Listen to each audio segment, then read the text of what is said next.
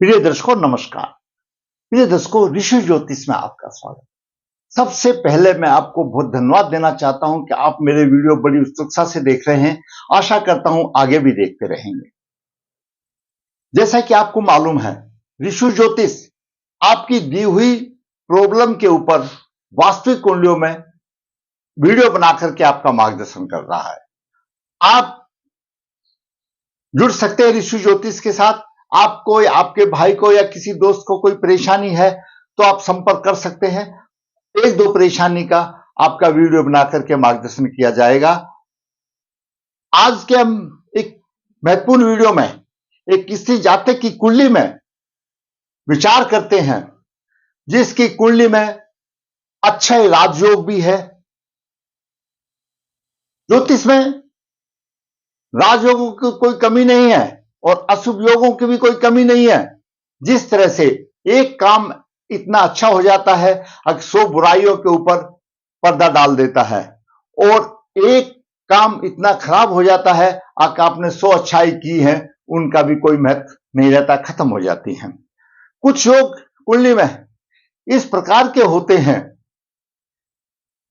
कि वो अशुभ योग होते हुए भी इतना संघर्ष करा देते हैं और जीवन नरक तुल्य बन जाता है। उसमें से एक योग है, अगर सप्तम भाव में आपकी कुंडली में राहु हो और उस पर मंगल का प्रभाव हो, तो देखिए क्या स्थिति बनती है। दर्शकों, ये कुंडली के 12 भाव हैं। लगन लिग्नेश स्वयं का प्रतिनिधि है। द्वितीय भाव धन का, तृतीय पराक्रम का, चतुर्थ भाव भूमि मकान माता का, पंचम भाव शिक्षा संतान आदि का, विवेक का, बुद्धि का, छठा भाव रोग शत्रु और ऋण का, सप्तम भाव दैनिक व्यवसाय का और जीवन साथी का, अष्टम भाव आयु और कष्ट का, नवम भाव भाग्य भाव है, धर्म भाव है, दसम भाव शीर्ष ऊंचाइयों पर ले जाने वाला भाव है, सम्मान का भाव है और पिता के सुख का भाव है, एकादश भाव सोसाइटी का भाव है, इच्छा पूर्ति का भाव है, आमदनी का भाव है, बड़े भाई का भाव है, द्वादश भाव सेवा सुख का भाव है, खर्चे का भाव है, किसी प्रकार दंड। दंड का मतलब है कोई पेनल्टी भी लग जाना, या जैसे स्कूल में बच्चे को कोई पनिशमेंट मिल जाता था, वो भी दंड है। दंड का मतलब यही एक नहीं है कि भाई सजा हो जाना या कैद हो जाना, किसी किसी रूप में भी अपमान भी एक दंड हो जाता है। तो दंड का भाव है और विदेश का भाव है। आज बात करेंगे सप्तम भाव में अगर राहु हो, ये सप्तम भाव है और जीवन साथी का भाव है ये सप्तम भाव। इसमें मंगल की दृष्टि हो, मंगल 3 दृष्टि रखता है। मंगल लगन में होने से सप्तम दृष्टि डालेगा, चतुर्थ भाव में होने से चतुर्थ दृष्टि होगी, और अष्टम भाव में होने से अष्टम दृष्टि सप्तम भाव पर आएगी। तो मंगल की कोई भी दृष्टि हो और सप्तम भाव में राहु हो, आपकी कुंडली किसी भी लगन की हो, और बाकी जो राजयोग भी होते हैं तो उन पर भी सब पानी सा फिर जाता है। उन राजयोगों को भोगने का कोई आनंद नहीं आता। विचार करते हैं क्या कहती जाति की कुंडली। आज का है, ऐसा मंगल और राहु जीवन में दंगल मचा दे, परेशानी के अतिरिक्त कुछ नहीं, परवल दोष। स्त्री जातिका का जन्म 29/11/1980 कृष्ण पक्ष 8 मगा चरण 4 शनिवार को हुआ। मगा चरण अपने आप में गणमूल नक्षत्र है, लेकिन चरण 4 धन की वृद्धि देने वाला है। जन्म के समय पर मकर लगन उदय हुआ। मकर लगन के 22 डिग्री विराजमान है। केतु 20 डिग्री 39 मिनट लेकर के विराजमान है। सप्तम भाव में कर्क राशि में राहु 20 डिग्री 39 मिनट लेकर के विराजमान है। उदय अंश 22 है, राहु और केतु के भी 20 अंश है। बहुत ही प्रभावशाली कुंडली है, क्योंकि लगन उदय के बराबर में अंश है। चंद्रमा अष्टम भाव में सिंह राशि में 11 डिग्री लेकर के विराजमान है। नवम भाव में शनि 14 डिग्री और गुरु 12 डिग्री लेकर विराजमान है। दसम भाव में शुक्र 12 डिग्री 49 मिनट लेकर के विराजमान है और बुध 26 डिग्री 39 मिनट लेकर के विराजमान है। सूर्य 13 डिग्री 35 मिनट लेकर के वृश्चिक राशि में एकादश भाव में है और मंगल द्वादश भाव में धनु राशि में है। यह ग्रहों की स्थिति रही। दर्शकों, दसम भाव में देखिए शुक्र यहां पर मालव योग बना रहा है, और शुक्र पंचम भाव का स्वामी दसम भाव में अपनी राशि में बहुत अति उत्तम राजयोग बन रहा है, मालव योग बन रहा है। जब मालव योग विशिष्ट योग बन गया और ऐसा विशिष्टता प्राप्त करने वाला योग बन जाता है, विशिष्टता मिलती है उसको, राजयोग मिल जाता है। और फिर नवम भाव का स्वामी दसम में बुध आ गया और बुध और शुक्र की स्थिति होगी, तो कितना अच्छा एक राजयोग बन गया। लेकिन यह राजयोग फीका कैसे पड़ेगा, आगे हम बात करेंगे। दर्शकों, मकर लगन वाले, इनका स्वामी शनिदेव होते हैं और इनका व्यक्तित्व थोड़ा सा रहस्यमय होता है तथा इनका कार्यक्रम निश्चित नहीं होता। स्वभाव थोड़ा सा उग्र होता है, लेकिन वो समय देख करके उग्रता दिखाते हैं। जब जरूरत होती है तो उग्रता दिखाएंगे, नहीं तो नहीं दिखाएंगे। इनका दाम्पत्य जीवन प्राय सुख नहीं माना जाता। ये लोग अपना दोष स्वीकार करके बिल्कुल खुश नहीं रहते। अगर इनका कोई दोष भी बता देते हैं तो एकदम भड़क जाते हैं। वाक शक्ति पर इनका कोई कंट्रोल नहीं होता। थोड़ा अड़ियल स्वभाव, जो एक बार ठान लिया उसको करेंगे, चाहे उनको कितनी भी हानि उठाने दो। लग्ने शनि नवम भाव में, लग्ने जैसा बताया स्वयं का प्रतिनिधि करता है। नवम भाव धर्म भाग है और भाग्य का भाव है। जातक विद्वान होगा, धार्मिक होगा, उसकी मित्रता अच्छे लोगों से होगी, धर्मात्मा होगा, तेजस्वी होगा, पराक्रमी होगा, क्योंकि शनि पराक्रम भाव को देख रहा है, तो पराक्रमी होगा, सम्मान मिलेगा, भाग्य की उन्नति अच्छी होगी। आमदनी के पक्ष में कुछ कठिनाई होगी, क्योंकि तीसरी दृष्टि से यहां पर देख रहा है, शत्रु राशि को देख रहा है और सूर्य को पीड़ित कर रहा है। यहीं से कुंडली में उल्टी चाल शुरू हो जाती है। शनि का प्रभाव सूर्य के ऊपर है, सूर्य पीड़ित हो गया।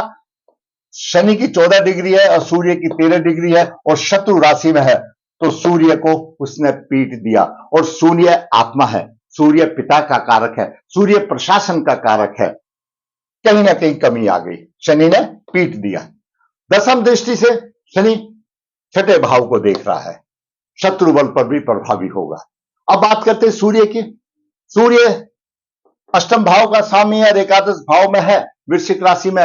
आमदनी के पक्ष में सफलता तो देता है, परंतु सूर्य तो शनि से पीड़ित हो गया, क्या सफलता देगा, कुछ नहीं देगा।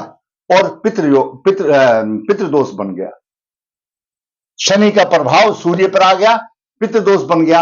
आगे देखते हैं और क्या प्रभाव आता है, लास्ट में हम विचार करेंगे। बात करें चंद्रमा की। चंद्रमा सप्तम भाव का स्वामी है। सप्तम भाव सप्तमेश को रिप्रेजेंट करता है, सप्तमेश का प्रतिनिधि करता है, जीवन साथी का प्रतिनिधि करता है। स्त्री की कुंडली है तो वह उसी से पति से संबंध आता है। अष्टम भाव में चला गया, जीवन साथी और व्यवसाय के पक्ष में कष्ट होगा, जीवन साथी को बीमारी का योग होगा, स्वस्थ नहीं होगा, मन में अशांति होगी, धन कुटुंब में परेशानी होगी, क्योंकि चंद्रमा यहां पर धन कुटुंब भाव को देख रहा है। धन कुटुंब में भी परेशानी होगी और जीवन में कड़वाहट हो जाएगी। चंद्रमा, अष्टम चंद्रमा पक्ष कमजोर माना जाता है, बचपन में कष्ट होते हैं। अब बात करते हैं मंगल की। मंगल चतुर्थ भाव का स्वामी और एकादश भाव का स्वामी है और द्वादश भाव में धनु राशि में है। मंगल ने दंगल मचा दिया, मंगल ने दंगल मचा दिया। क्यों? सबसे पहले द्वादश भाव जीवन साथी के सेवा सुख का भाव है। मंगल और सूर्य यहां जितने भी होंगे वो जीवन साथी के सेवा सुख में कमी करेगा। मंगल चतुर्थ भाव का स्वामी है, द्वादश में चला गया तो भी चतुर्थ भाव से संबंधित सुख से हानि होगी। मंगल एकादश भाव का स्वामी है, कमाने वाला आदमी है। जो कमाएगा वही वहां पर खर्चा करेगा, तो पूरा कैसे चलेगा। जितनी कमाई होगी उतना ही बराबर हो जाएगा। एक तरफ खर्च कमाना और एक तरफ खर्च कर देना, दोनों बात बराबर हो जाती है, जिसके कारण हमेशा उसके ऊपर कर्ज बना रहेगा। नेत्र रोग होंगे, किसी प्रकार का दंड भी हो सकता है, बड़े भाई से कष्ट होंगे, बीमारी आएगी, ये परेशानी आएगी। अब मंगल शत्रु को तो दबाएगा सप्तम दृष्टि से, परंतु मंगल की अष्टम दृष्टि यहां सप्तम भाव पर पड़ रही है। सप्तम भाव में राहु पहले से ही है और मंगल की अष्टम दृष्टि यहां पड़ रही है। यह जीवन साथी का भाव है। सप्तम भाव में राहु और मंगल की दृष्टि पड़ जाना तो जीवन साथी से अलग कर देगी, उसको विरक्त कर देगी। कई कारण हो सकते हैं। विवाह में बाधाएं आएंगी, ऐसे बालक के विवाह नहीं होगी। विवाह हो भी गया तो तलाक तैयार है, और नहीं है तो कोई अनहोनी घटना हो जाएगी। कहने का मतलब जीवन साथी का सुख नहीं मिलेगा और जीवन में परेशानी ही आ जाती है। तो मंगल दंगल मंगा देता है। शर्त के अनुपात में सफलता नहीं मिलती। बाहरी स्थानों से थोड़ा सा लाभ तो होता है, लेकिन वो खर्चा अधिक हो जाता है। खर्चा कितना भी हो, हर एक आदमी को अपने जीवन में जीवन साथी का सुख चाहिए। यहां पर जीवन साथी का सुख गड़बड़ में आ गया। जीवन साथी का सुख नहीं मिल रहा है। इस जीवन साथी के संबंध में हानि हो गई। मैंने बताया आपको कि या तो विवाह नहीं होगा, विवाह हो गया तो तलाक तैयार है, या कोई अनहोनी घटना भी तैयार है जीवन साथी के विषय में।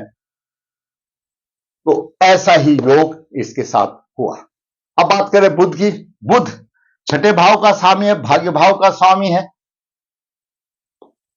मूल त्रिकोण राशि भाग्य भाव में है, लेकिन छठे के भी गुण देगा। पिता और व्यवसाय में उन्नति होगी, अच्छा होगा। धन और आमदनी बढ़िया होगी। थोड़ा छठे भाव का स्वामी है, थोड़ा बहुत कमी करेगा, नहीं तो कोई कमी वाली बात नहीं, क्योंकि आगे शुक्र भी बैठा हुआ है। गुरु गुरु 10 को द्वादश भाव का स्वामी है और तृतीय भाव का स्वामी है, 9 भाव में है। भाग्य की उन्नति में कमजोर होगा, धर्म का पालन पूर्ण तरह से नहीं करेगा। देखो, गुरु ये माना गया है, गुरु एक सात्विक ग्रह है, गुरु सम्मान का कारक है, गुरु संतान देने वाला है, गुरु ज्ञान का भंडार है। परंतु गुरु की स्थिति कुंडली की रचना के आधार पर है, और गुरु कारक है या अकारक है। इस कुंडली में गुरु अकारक है, तो कैसे होगा? पंचम दृष्टि नीच दृष्टि से लगन को देख रहा है, परेशानी आएगी। तो द्वादश भाव का स्वामी है, स्वास्थ्य कमजोर होगा। अपनी राशि को देख रहा है पराक्रम में, पराक्रमी तो होगा। और यहां पर पंचम भाव में गुरु देख रहा है, तो अपने नैसर्गिक गुण के मुताबिक कुछ ना कुछ शिक्षा संतान में भी देगा, लेकिन त्रुटिपूर्ण देगा। अब बात करें शुक्र की। शुक्र 10 को मैंने पहले ही बता दिया, पंचम भाव का स्वामी है, दसम भाव का स्वामी है, दसम भाव में है, मालो योग बना रहा है, अच्छा राजयोग है। पिता का पूर्ण सहयोग, सम्मान की कोई कमी नहीं।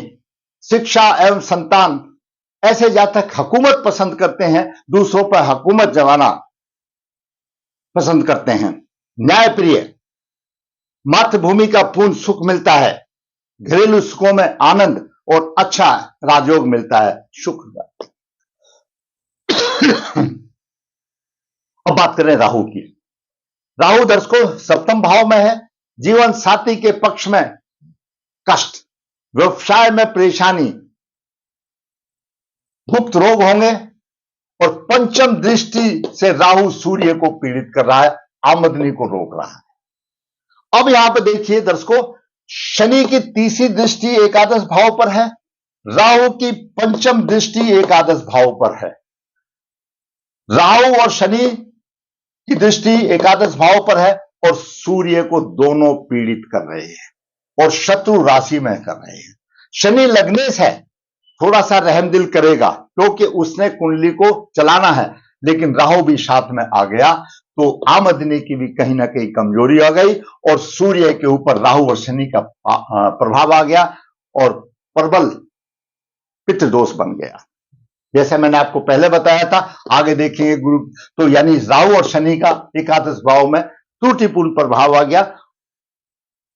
लग्नेश होने के कारण कुछ आमदनी देगा, क्योंकि लग्नेश है वो, लेकिन उस तरह से नहीं देगा जो हम सोचते हैं, क्योंकि शत्रु राशि है, सूर्य वहां पर है, 3 पाप प्रभाव एक वृश्चिक राशि में हो गए। दूसरी बात दर्शकों, राहु और शनि और सूर्य का प्रभाव यहां पर है, अष्टम 8वीं राशि में है, अनुराधा नक्षत्र में है। कटिबंध जो हमारा जो कमर का हिस्सा होता है उसमें इस जातिका को रोगों की कोई कमी नहीं होगी। तो 8वीं राशि का भी स्थान कटिबंध है, तो वहां पर रोग से संबंधित पेन होगा, कमर में भी दर्द हो सकता है, क्योंकि राहु और शनि और सूर्य तीनों का प्रभाव एक जगह पर आ गया। अब बात करते हैं, राहु सप्तम दृष्टि से लगन भाव को देख रहा है, मानसिक कष्ट हो गए। नव दृष्टि से प्राक्रम तो मिल ही जाएगा, क्योंकि लग्नेश भी दे रहा, राहु भी दे रहा। अकेले प्राक्रम से तो काम नहीं चलेगा, स्त्री सुख में हानि दे रहा है, दिमाग अस्थिर कर रहा है, जातिका का दिमाग अस्थिर कर रहा है, क्योंकि केतु का भी प्रभाव आ गया, राहु का प्रभाव आ गया और गुरु का भी अशुभ प्रभाव आ गया, तो जातिका का दिमाग भी अस्थिर हो गया। केतु लगन में है, स्वास्थ्य कमजोर होगा, शिक्षा संतान में परेशानी आएगी, स्त्री सुख में परेशानी आएगी, विवाह में बाधाएं आएंगी, कुछ भी हो सकता है, जीवन कष्ट में होगा, वैवाहिक जीवन कष्ट में होगा और भाग्य की हानि होगी। और केतु ने इन सभी ग्रह को पीट दिया, शनि को पीट दिया, गुरु को पीट दिया, सबकी पिटाई हो गई और राहु ने सूर्य को पीट दिया। तो बचा कहां? कितने योद्धा है, ये सब युद्ध में मारे गए राहु और केतु की वजह से। शुक्र और बुध बचे हैं, जो उसका काम थोड़ा सा चलेगा, अच्छा चलेगा, क्योंकि ये एक राजयोग है। लेकिन ये राजयोग फीका इसलिए पड़ गया क्योंकि उस जातिका को चिंता तो जीवन साथी की है। 80 साल की आयु हो गई, 20 और 44 साल की उम्र हो गई और मंगल की महादशा चल रही है 15/9/2017 से 24 से, और उसका तलाक हो चुका है। अब इस स्थिति में तलाक का हो जाना कितनी बड़ी समस्या वाली बात है। अगर किसी पुरुष का हो या कन्या को शादी के बाद जल्दी अगर ऐसी अनहोनी हो जाती है तो दोबारा सेट होने में थोड़ी सी आसानी आ जाती है। 44 साल की आयु में कितनी परेशानी आएगी। ऐसी कुंडली के लिए आगे वर्क की भी कुंडली अध्ययन करके तब कोई खास डिसीजन लेना चाहिए, लेकिन मैं लगन कुंडली से ही वीडियो बनाता हूं, क्यों इतना वीडियो संभव नहीं है कि पूरी कुंडलियों को घेरा जाए। तो ये जातिका का जीवन संघर्ष में हो गया, तो उसको राजयोग क्या करेंगे? मधुरता देंगे? मैं समझता हूं कोई मधुरता उसके जीवन में नहीं देंगे। राजयोग अपनी जगह पर है, और एक जो दाम्पत्य जीवन, बाहर खाकर, बाहर कमा करके घर में बैठ के खाना, बच्चे अपने बीवी के साथ या हस्बैंड के साथ, उतना सुख तो मिलना चाहिए जीवन में। तो हमेशा दिन में भी अकेले, रात को भी अकेले, मतलब जीवन ही अकेलेपन का बन जाएगा, तो फिर कैसा राजयोग उसका काम होगा? मैं समझता हूं ऐसे राजयोगों से कोई फायदा नहीं है। आप अगर समझते हैं वो एक अलग बात है, लेकिन राजयोग तो है, उसका प्रतिष्ठा तो है, लेकिन ये प्रतिष्ठा इसके सामने फीकी पड़ जाती है। क्यों? एक नारी है, नारी के लिए प्रतिष्ठा फीकी पड़ जाती है। अनंत काल सब योग है, राहु केतु लगन और सप्तम भाव में, अनंत काल से प्रभाव से जीवन में संघर्ष, वैवाहिक जीवन में कष्ट में, कुटुंब से सुख नहीं, मानसिक परेशानी और हमेशा भय पीछा नहीं छोड़ता। काल से प्रबल पित्त दोष है। उपाय की बात करें दर्शकों, अगर आप अपने बच्चों की कुंडली देखिए, विवाह से पहले हर उपाय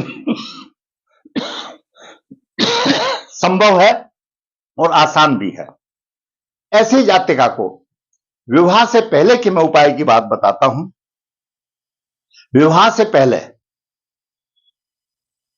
पितृदोष निवारण करके, अगर लड़की है तो वह लड़की कुंभ विवाह करे, अगर पुरुष है तो अर्क विवाह करे, दोष निकालने के बाद, और फिर छोड़ दे प्रभु के ऊपर, जीवन सफल होगा। लेकिन अब शादी हो चुकी है, शादी हो चुकी है, तो वर्क कुंडली का विश्लेषण तो पहले भी देखना चाहिए, ऐसी कुंडली का नवास भी देखना चाहिए, बाकी वर्क कुंडली भी देखना चाहिए, बाकी क्या कहती है, उन सब को देख करके तब एक अच्छे ज्योतिषी को डिसीजन लेना चाहिए। लेकिन साधा तौर पर ये डिसीजन है, अगर दोष का निवारण करके और कुंभ विवाह करके अगर शादी की जाए तो कहीं सुख की आशाएं बनती है। दर्शकों, मैंने एक स्त्री जाति की कुंडली दूसरा दर्शकों, वैनाशिक नक्षत्र मृगशिरा है। मघा चरण से, मघा नक्षत्र से 22वां नक्षत्र मृगशिरा नक्षत्र है और मृगशिरा का स्वामी भी मंगल है और मंगल ने दंगल लगाया, विनाशकारी बन गया।